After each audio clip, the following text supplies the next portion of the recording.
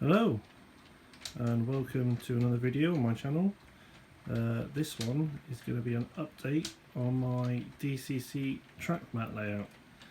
It is by far the most popular video on my channel, so I thought I'd do a little update on and answer some questions I've been asked over the years. So here we go. So this track mat layout is based on the old original Hornby R771. It's no longer available, but the Hornby number, the R771, is still available, but it's a new track mat. It's not like this one. It's only got 2 loops, I think. This track mat came in 3 sheets, so it would have been that one there, that there, and the end sheet. But I've modified this one. Originally the track mat would have had a siding here, right on this edge. There, it would have a siding going off there, and then this siding here, that track there, this one would have been where that one is. So what I've done is I moved the whole mat that way, mainly because of this point here, really, because it was right in a join, but it allowed me to put a passing loop here for some shunting, give a bit more interest when playing with this layout. This board here is an additional board I put in a couple of years ago. I've just finished off the scenery on it, some basic scenery. So it is now a 4 foot, so it's 4 foot from there to there, and it's now 8 foot from that corner to that corner. So it's 4 foot by 8. Originally it would have been 4 foot by 6 foot. It's now 4 foot by 8 foot. It's made into 4 separate boards. 1 board, 2, 3, 4. The main reason for that is that these boards were originally going to be for my exhibition layout that I started to do, named Staverton. I've still got bits of it, it's in storage, but at the time I wasn't into the hobby. I'd sort of got bored with model railways, I was doing other things in my life, and as I got back into it, I went into my local shop, explained my situation, and he said, well, why don't you do a track mat layout, quick and easy. So that's how this came about, really. I had the spare boards, so I laid the mats out, and that's where it all started. The track work, the points and the curves are Hornby set track. The straights are peco flexi track. They all mix together fine. The reason why I used the peco flexi straight track is because I had it in stock for the exhibition layout I was planning to build, but the guys in the local shop, he sold me the set track points and the curves at a very reasonable price, so it came with the track mat. So yeah, that's how that started.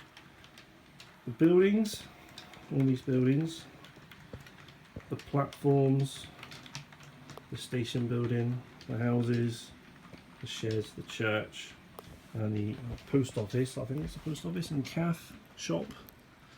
A bit dark in this corner, but yeah, all those are metcalf buildings. This one is the only resin building. It's the Bachmann building, and that's based on the garage up in what's it called? The TV show is called Heartbeat. Says that on there. Scenery, the grasses, I think they're all woodland scenics, static grasses and gravels and ballast. What's the ballast? No, I think the ballast is Gauge Master, I think. I'll have to see if I can find the bag. I'll put it in the description later. Rolling stock, it's a mixture of everything really. But today we've got the Hornby 50. I've renumbered this one D402. This is the one that the Diesel Society that I belong with. We're working on all three of the locals running today as part of the society. We've got this Aidensfield shunter, 2246, and 37 D6737.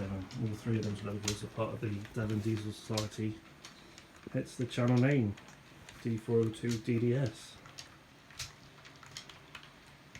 So what I'll do now is I'll stop yapping and we'll get some trains running. I think I've answered most of the questions. The back scene is a gauge master one.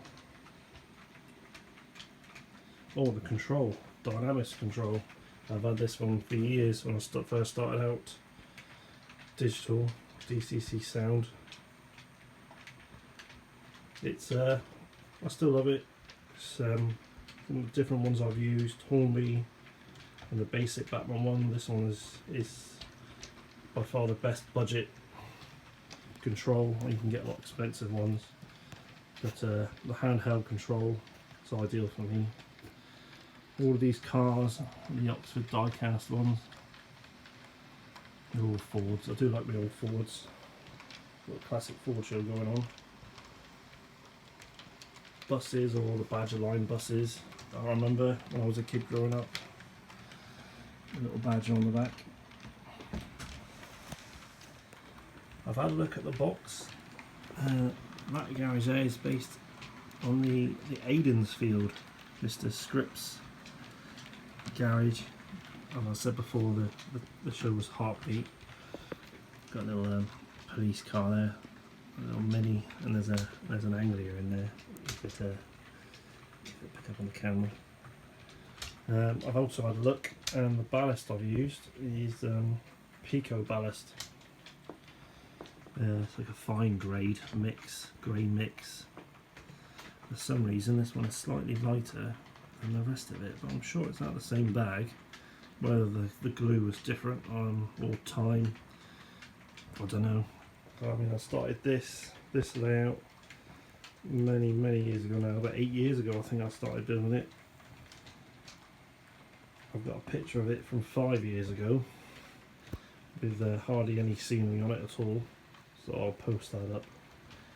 I think I'll just leave it here now, and we'll run some trains, have some clips of some trains running and some still shots of the layout being built. If you've got any other questions, just leave them in the comments below. I'll try and answer them the best I can. Thank you for watching. Ta-ra for now.